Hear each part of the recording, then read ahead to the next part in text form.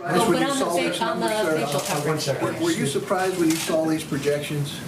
The numbers are sobering. They're very sobering, yeah. When you see 100,000 people, that's at a minimum number. Now, what we're looking at, and as many people as we're talking about, whatever we can do under that number and substantially under that number, we've done that through really great mitigation. We've done that through a lot of very dedicated American people. That 100,000 is, according to modeling, a very low number. In fact, when I first saw the number, and I asked this a while ago, they said it's unlikely you'll be able to attain that. I think we're doing better than that. Now, I think we have to see, but I think we're doing better than that because, as John said, that would be, a lot of lives taking place over a relatively short period of time.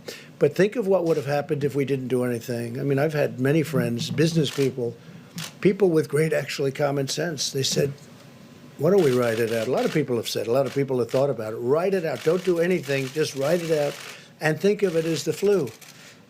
But it's not the flu. It's vicious.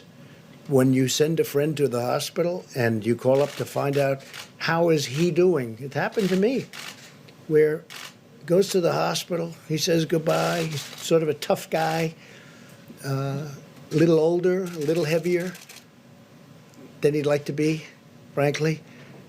And you call up the next day, how's he doing? And he's in a coma? This is not the flu.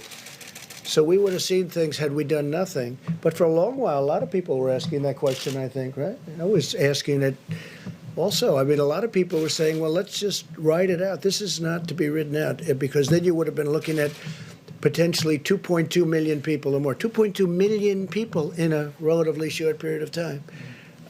If you remember,